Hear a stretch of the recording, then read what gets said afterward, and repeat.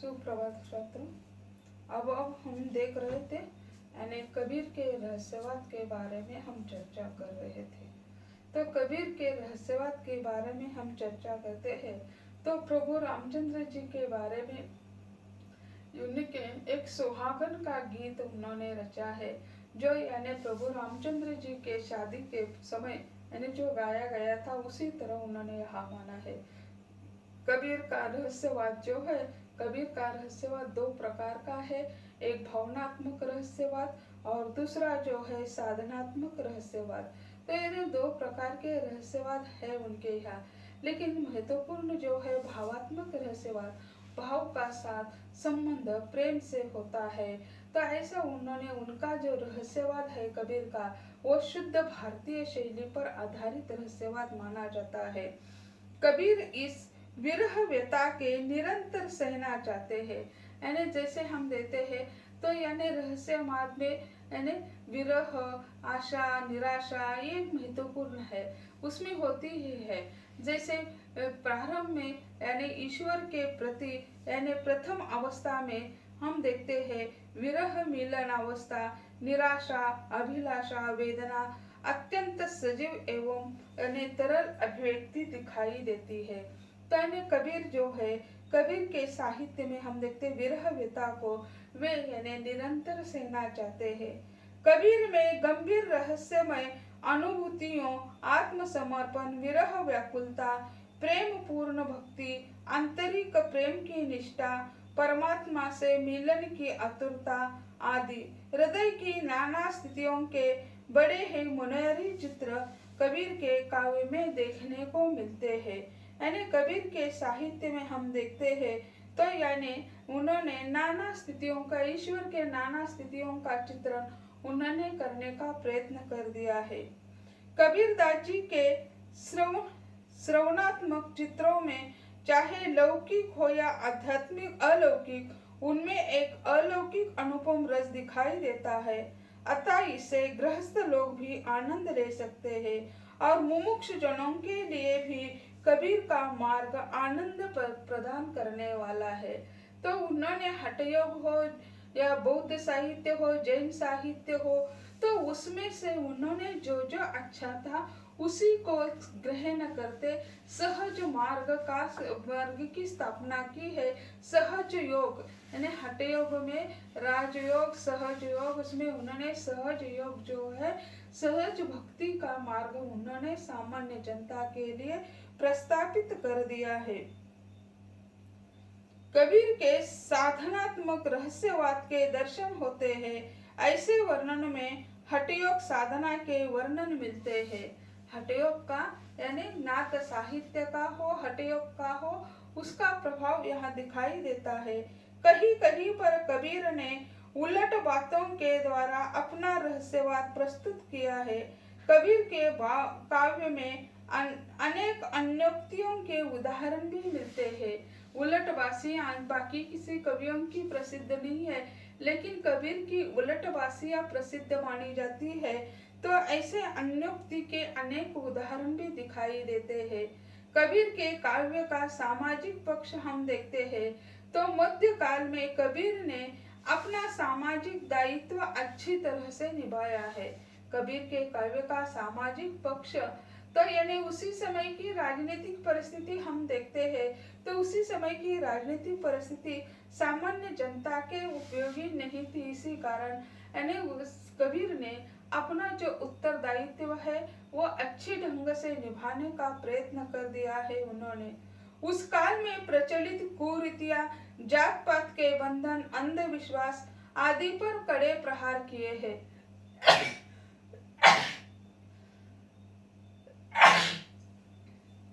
उन्होंने उसी समय के जो अंधविश्वास जो है, अंधविश्वासों पर यानी प्रहार किया है और समाज को जागरूक करने का महान प्रयास किया है। समाज को उन्होंने जागरूक करने का महत्व प्रयत्न कर दिया है। यानी अपने हक हो, अधिकार हो या अपने दायित्व हो, हर सभी प्रकार के दायित्वों को उन्होंने सचेत करने का प्रयत्न कर दिया है। इस दृष्टि से कबीर युग नेता भी कहा जाता है। उन्हें युग सृष्टा, युग नेता, ऐसे अलग अलग उपाधियां दी जाती है। तो यानी साहित्य के क्षेत्र में इन्हें युग दृष्टा सृष्टा मानते हैं। फिर यानी समाज की दृष्टि से हम मानते हैं तो युग नेता मानते हैं। एक ही व्यक्ति को इतनी उपाधियां मिलती है तो उनके कर्म के आधार पर ये उपाधियां उन्हें दी जाती है।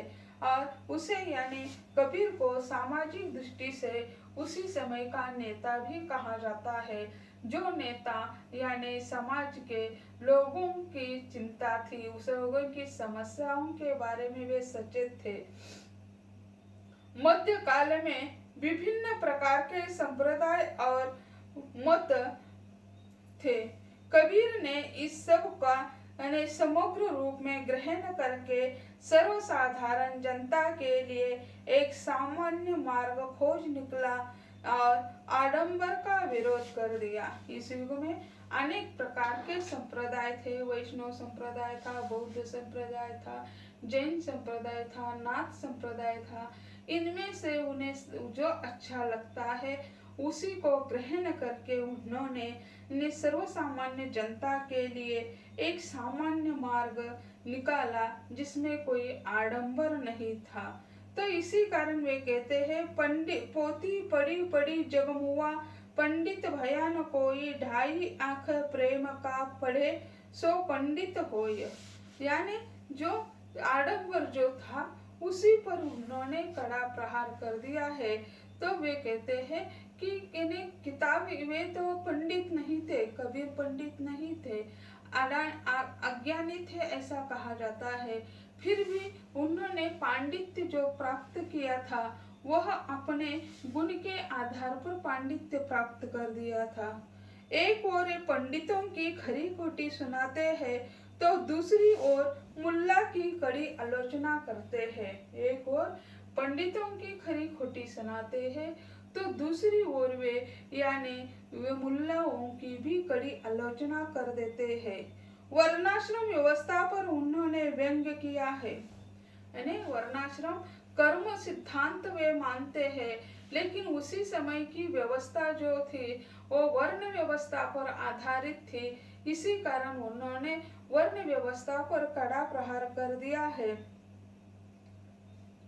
न्याय व्यवस्था पर भी उन्होंने कड़ी चोट की है। उन्होंने युगानुरूप मानवीय आदर्शों की प्रतिष्ठापना की है। इस विराट जन आंदोलन के सबसे प्रमुख और कृति नेता के रूप में उन्होंने अपने मुख से जो कहा उसमें हमें उनके युग का पूरा चित्रण मिलता है। उसी समय का जो चित्रण है उन्होंने कर दिया है। इसी कारण उसे यानी नेता कहा जाता है। उस युग का पूरा चित्रण कर दिया है। उन्होंने भविष्य के लिए महान संदेश भी दिया है। उन्होंने उसी समय एक भविष्य के लिए संदेश भी देने का काम कर दिया है। कबीर ने मानवतावाद की समानता का सिद्धांत प्रचलित किया है। मानव जाति के लिए उन्होंने एक समानता का संदेश भी दे दिया। समानता स्थापित करने का कार्य कबीर ने उसी समय कर दिया है। ईश्वर की धर्मोपासना के लिए सबके लिए समान अधिकार की मांग की। उपासना के क्षेत्र में सभी के लिए समान अधिकार की मांग उसी समय कबीर ने समाज से की है, या राजनेताओं से या राजगद्दी की ओर उन्होंने अपनी अपेक्षा रखी हुई, अपनी मांग रखी हुई दिखाई देती है। इसी कारण उसे उसी युग के नेता कहा जाता है, या कई लोगों ने उसे यानी भक्ति काल का गांधी भी कहा हुआ हमें दिखाई देता है। उस वक्त समाज एक आदर्श नेता की खोज में था। कबीर के रूप में उन्हें एक आदर्श मार्गदर्शक मिला। उसी समय सामान्य जनता का कोई मार्गदर्शक नहीं था। जनता एक आदर्श मार्गदर्शक की टोह में था। टोह यानी खोज। तो उन्हें कबीर के रूप में एक आदर्श नेता मिल गया और जनता उनके पीछे पीछे चली हुई दिखाई देती है। तो यानी वो यदि गलत मार्ग पर चलने वाले नहीं थे, इसी कारण जनता उनके साथ चली गई। कबीर समाज सुधारक थे। हमारे समाज सुधारक उनका नाम सर्वप्रथम है ना। कबीर एक उसी समय के समाज सुधारक थे। हमारे समाज सुधारकों में उनका नाम सर्वप्रथम है।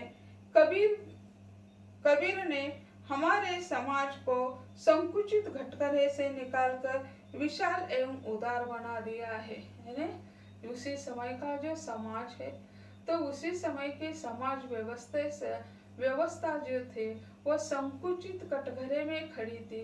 तो उसी समय के जनता को उस संकुचित कटघरे से बाहर निकालने का कार्य कबीर ने कर दिया और उनका उद्धार जैसे हम कहते हैं, तो उनका पथ यानी विस्तृत बना दिया है उन्होंने। यानी संकुचित कटघरे से निकालकर उसे विशाल एवं उदार रूप देने का कार्य कबीर ने कर दिया है। इसी कारण इसे उस युग का नेता भी कहा जाता है। कई लोग उसे उसी युग के गांधी भी कह देते हैं। तो ऐसे जो है सामाजिक दृष्टि से हम देखते हैं तो गांधी उसे जो आधुनिक युग का गांधी नहीं तो मध्य युग का गांधी कहा जाता है। और एक अच्छा नेता के रूप में उन्होंने कार्य कर दिया है या मार्गदर्शक के रूप में उन्होंने कार्य कर दिया है। इतना इन्हें सामाजिक पक्ष कहा जाता है। कबीर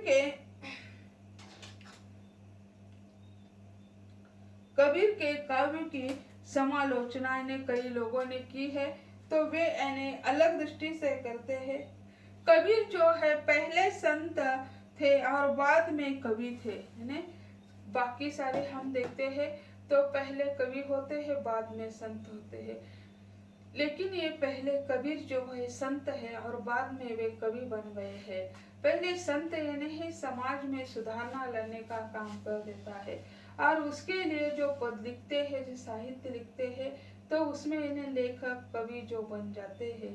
लेकिन यहाँ जो कबीर है पहले संत है और बाद में कवि बन गए हैं। उनके काव्य में धार्मिकता अधिक मिलती है। उनके काव्य में धार्मिकता अधिक मिलती है क्योंकि धर्म ही उसी समय श्रेष्ठ माना जाता था। इसी कारण उनका पहला आघात जो था वो धर्म पर था और धर्म से मुक्त करना समाज को, यह पहला उद्देश्य उनका था। इसी कारण उनका साहित्य जो है या उनके काव्य में धार्मिकता अधिक मिलती है। उन्होंने काव्य के लिए काव्य नहीं लिखा, बल्कि उन्होंने अपने विचारों को हृदयगत अनुभूति के साथ प्रकट किया है। उन्होंने काव्य के लिए काव्य नहीं लिखा है तो बल्कि उन्होंने अपने विचारों को हृदयगत अनुभूति के साथ प्रकट किया है। यानी हृदय यानी भावनात्मक, यानी यह भावना महत्वपूर्ण होती है। तो यानी जो उन्हें लगता है उसे उन्होंने लिख दिया है, वही काव्य बन गया। डॉक्टर राम कुमार वर्मा इस संबंध में लिखते हैं कि कबीर का काव्य बहुत स्पष्ट और प्रभावशाली है। इनके काव्य में सहजता है, उनके काव्य में संदेश महत्वपूर्ण है, छंद अलंकार गौण है, फिर भी अनुभूति के गहराई के कारण वे किसी महाकवि से कम महत्वपूर्ण नहीं है। उनका काव्य जो है वो बहुत स्पष्ट और प्रभावशाली है। उसमें कोई आडंबर नहीं, किसी से डरने की बात नहीं है। वे सीधे सीधे लिखते हुए दिखाई देते हैं। जैसे हम देखते हैं आधुनिक युग के, जैसे कल ही यानी दुष्यंत कुमार की जयंती या जन्म दिवस था 1 सितंबर को। तो यानी आधुनिक युग के जो कबीर जैसे विचार प्रकट करने वाले जो है वह दुष्यंत कुमार थे। उन्होंने 1974 की जो राजनीति थी उस पर साये में धूप एक गजल संग्रह प्रकाशित कर दिया और उसमें उन्होंने अपने मन में जो विचार आते थे, तो जयप्रकाश नारायण जो थे जयप्रकाश नारायण जी यानी राज्य शासन में परिवर्तन, राजनीति में परिवर्तन लाना चाहते थे, लेकिन नहीं हो चुका। उसी समय यानी सभी जगह दमन चक्र चल रहा था और उसी समय उन्होंने इंदिरा गांधी पर टीका टिप्पणी की और उसी समय वे दुष्यंत कुमार यानी नौकरी, सरकारी नौकरी करते थे और नौकरी से हाथ धोने की नौबत आ गई। उन्हें जहां वे नौकरी करते थे वही उन्हें स्पष्टीकरण देना पड़ा। तो उसी समय उन्होंने कहा कि आप भी अगर एक कवि होते तो क्या कर देते, क्या अपने विचारों को बांध कर रखते, प्रकट नहीं कर देते। ऐसे स्पष्ट व्यक्ति वाला यह कबीर जो है, कबीर ने अपने साहित्य के बारे में रामचंद्र शुक्ल जैसे बड़े विचारवंत है, आलोचक माने जाते, उन्होंने कबीर के बारे में ऐसे मत व्यक्त कर दिया है कि कबीर के काव्य में स्पष्टता है, यानी स्पष्ट छुपकर कोई कहने वाले नहीं है। उनके काव्य में स्पष्टता है और अलंकार छंद गौण है, यानी लोकमानस, लोक साहित्य के लिए अलंकार छंदों का कोई बंधन नहीं होता है। जो व्याकरण की दृष्टि से जो महत्वपूर्ण प्रमाणित भाषा में जो साहित्य चाहिए उसके लिए हो सकता है, लेकिन लोक साहित्य के लिए कोई व्याकरण की या प्रमाणित भाषा की आवश्यकता नहीं होती है। फिर भी अनुभूति की गहराई के कारण वे किसी महाकवि से कम नहीं है। उनका साहित्य हम देखते हैं, आज भी लोग उनके कई पंक्तियां या दोहे जो है गुनगुनाते हैं, यानी जैसे रेल स्टेशन पर, रेल पर हम देखते हैं कबीर के दोहे लोग गाकर अपनी रोजी रोटी कमा लेते हैं।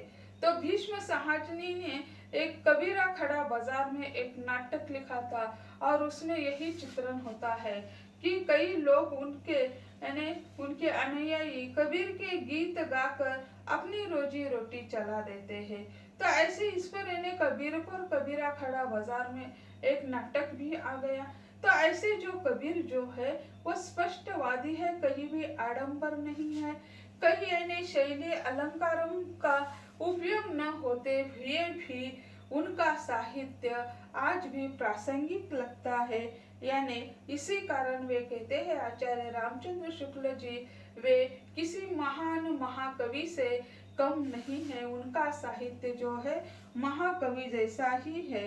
अनुभूति की दृष्टि में हम देखते हैं तो अनुभूति के क्षेत्र में हम देखते हैं तो उनके काव्य कला की कसौटी है, उन्होंने सीधे ढंग से प्रकट किया है, यानी अपने जो विचार है वो सीधे ढंग से प्रकट किए हैं, इसी कारण उसमें स्पष्टता आ गई है।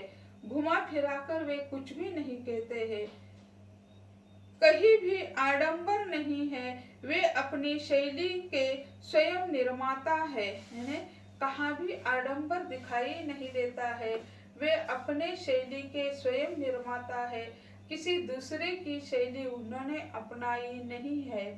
वे बहुश्रुत थे, उनकी शैली मुक्तक है, उनकी भाषा खिचड़ी है, यानी वे बहुश्रुत थे, पंडित नहीं थे, किसी पाठशाला में नहीं गए थे, इसी कारण वे बहुश्रुत है, उनकी शैली जो है मुक्तक है, किसी भी प्रणाली में, किसी भी एक शास्त्र में बांधने वाली उनकी शैली नहीं है, इसी कारण उसे मुक्तक शैली कहा जाता है। और उनकी भाषा जो है खिचड़ी भाषा है, यानी अनेक भाषाओं का मिश्रण उसमें मिलता है, इसी कारण उनकी भाषा को खिचड़ी भाषा कहा जाता है। उन्होंने अपने विचार प्रकट करते समय भाषा संबंधी यानी भाषा यानी उसके सामने यानी विवश होकर खड़ी होती थी, ऐसा कहा जाता है। इनकी भाषा के संबंध में आचार्य हजारी प्रसाद कहते हैं, भाषा पर कबीर का जबरदस्त अधिकार था, वे वाणी के डिक्टेटर थे, यानी हजारी प्रसाद जो है वे कहते हैं भाषा पर कबीर का काफी प्रभुत्व था, वे वाणी के डिक्टेटर थे, ऐसा भी कहा जाता है। जिस बात को उन्होंने प्रकट करना चाहा उसे उसने उसी रूप में भाषा में कहलवाया, यानी जो उन्हें कहना चाहता था या उनका मन जो कहना चाहता था तो वे अपनी भाषा में ही व्यक्त करते थे। भाषा कुछ लाचार से कबीर के सामने नजर आती है। वाणी के ऐसे बादशाह को साहित्य रसिक काव्यानंद का आस्वादन करने वाला न समझे तो उन्हें दोष नहीं दिया जा सकता। गांधी जी इनके सत्यानुप्रणीत काव्य से अत्यंत प्रभावित थे। कबीर ने आलोचना की, नई शैली आरंभ की, सभी क्षेत्रों में उन्होंने क्रांति की। कबीर के काव्य सौष्ठव जानने के लिए उसके काव्य की थाह देनी चाहिए, गहरा अध्ययन करना चाहिए। केवल ऊपरी भाव को पढ़ने से हाथ में कुछ नहीं लगेगा।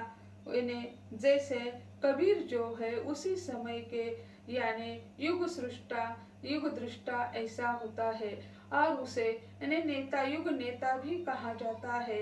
वे वाणी के डिक्टेटर थे, यानी वह भाषा उसके सामने नतमस्तक होकर खड़ी होती थी। जैसे चाहे वैसे वे भाषा को तोड़ मरोड़ लेते थे, अपनी इच्छा के अनुसार भाषा का वे प्रयोग करते थे। यानी इसी कारण उनकी भाषा जो है खिचड़ी है। तो हमने कबीर का रहस्यवाद, कबीर की भाषा, कबीर का साहित्यिक पक्ष, कबीर का सामाजिक पक्ष और इसके साथ साथ विविध आलोचकों की दृष्टि से उनके बारे में जो आलोचकों के विचार थे वो देख लिए हैं। तो यहाँ यानी जो भक्ति कालीन जो कवि है कबीर, तेने निर्गुण भक्ति शाखा के प्रवर्तक जो कबीर है उसके जीवन के बारे में हमने जानकारी प्राप्त कर दी। तो यहाँ हम कहते हैं अगले लेक्चर को, अगले जो कवि है प्रेमाश्री शाखा जो है, प्रेमाश्री शाखा के बारे में हम चर्चा करेंगे। धन्यवाद।